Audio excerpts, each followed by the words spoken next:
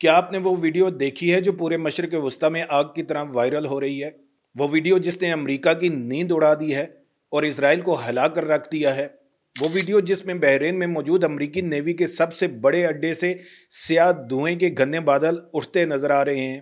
اگر آپ نے نہیں دیکھی تو کوئی بات نہیں، آج ہم آپ کو پورا واقعہ سنائیں گے، وہ واقعہ جس نے $30 ملین کی ٹیکنالوجی کو $30,000 کے ایک پرزے سے بدل دیا، جس نے ثابت کر دیا کہ جدید جنگوں میں جیت کا پیمانہ پیسہ نہیں، حکمت عملی ہے۔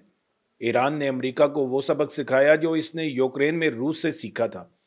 اسرائیل اور ایران ایک دوسرے کو للکار رہے ہیں اور پوری دنیا کی نظریں اس تباہی کے دوسرے مرحلے پر جمی ہوئی ہیں۔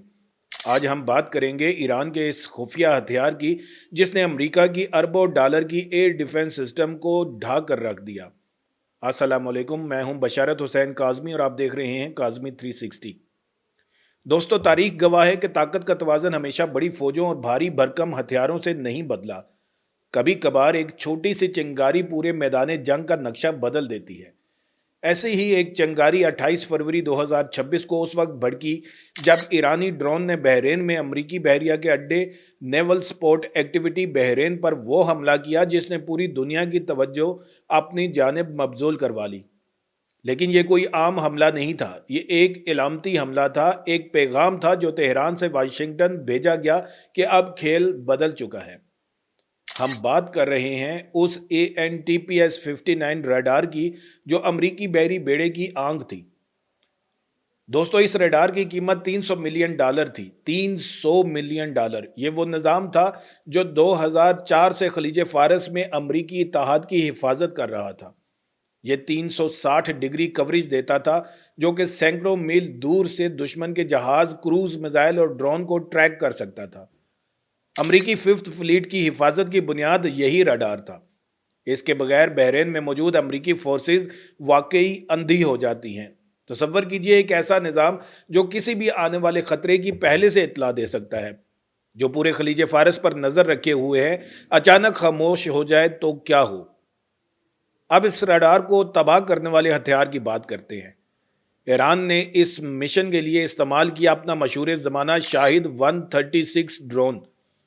دوستو، یہ وہی ڈرون ہے جسے روس یوکرین جنگ میں استعمال کر رہا ہے اور جس نے یوکرین کا نظام زندگی تہس نہس کر دیا ہے۔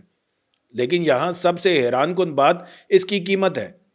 اس ڈرون کی قیمت صرف $30,000 ہے۔ جی ہاں، آپ نے صحیح سنا، $30,000۔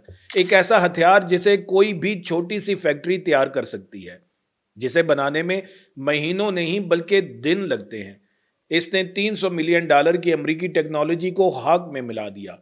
یہ محض ایک فوجی کامیابی نہیں بلکہ ایک اقتصادی اور نفسیاتی معرکہ تھا۔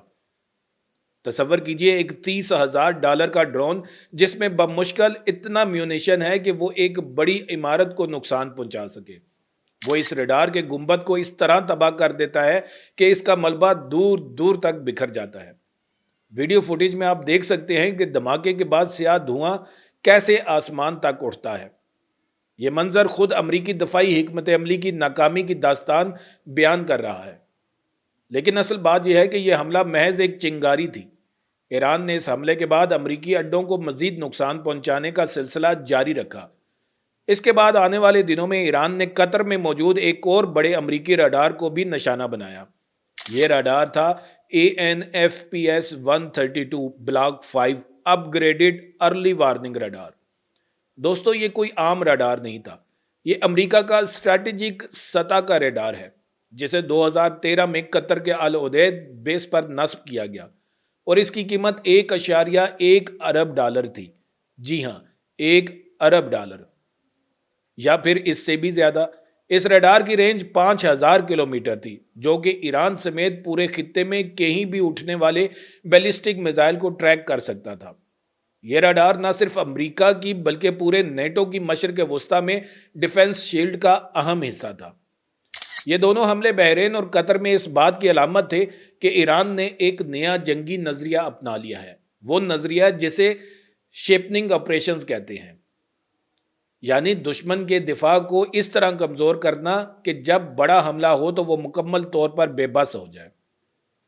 امریکہ اور اسرائیل کو یہ احساس ہو گیا کہ ایران اب محض دھمکیاں نہیں دے رہا بلکہ عملی طور پر میدان میں اتر چکا ہے، اور پھر وہ ہوا جس کا سب کو اندیشہ تھا۔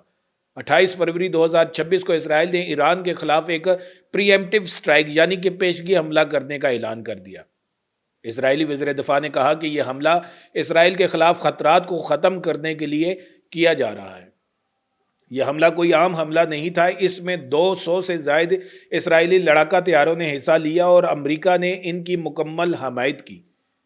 اس آپریشن کا نام اسرائیل نے رائزنگ لائن رکھا تو امریکہ نے ایپک فیوری۔ دونوں ملکوں نے مل کر ایران میں 500 سے زائد اہداف کو نشانہ بنایا۔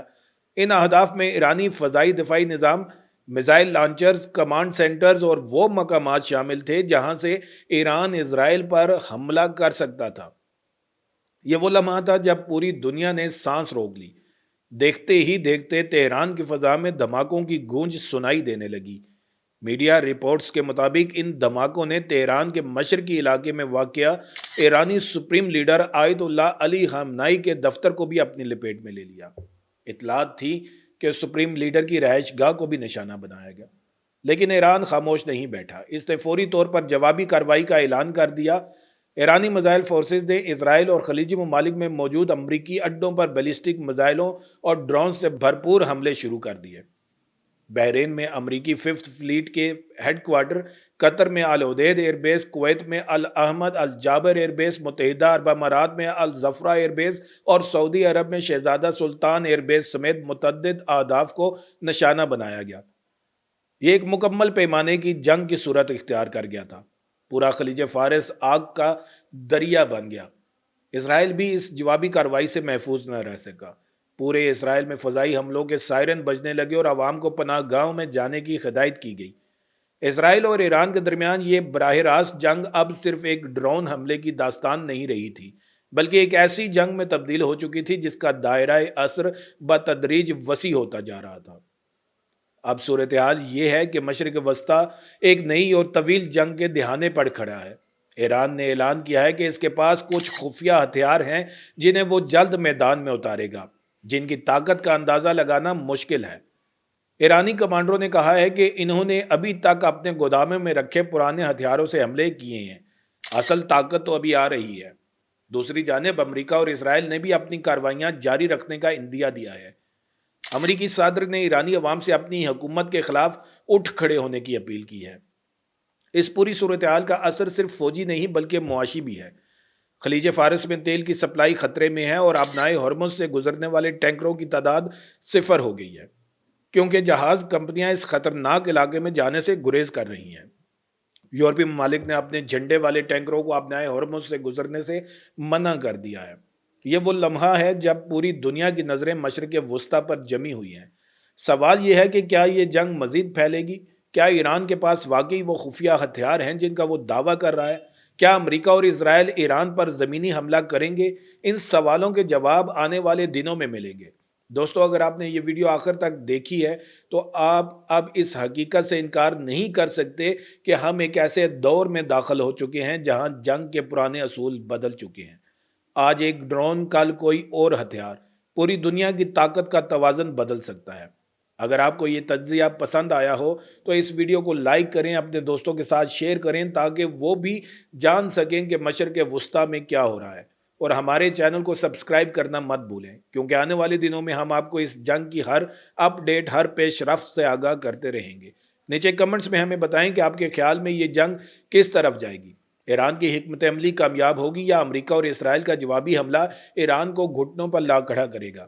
اپنی رائے سے ضرور آگاہ کریں۔ پھر ملیں گے ایک نئی ویڈیو کے ساتھ۔ اللہ تعالیٰ آپ سب کا حامی و ناصر ہو۔ پاکستان زندہ باد۔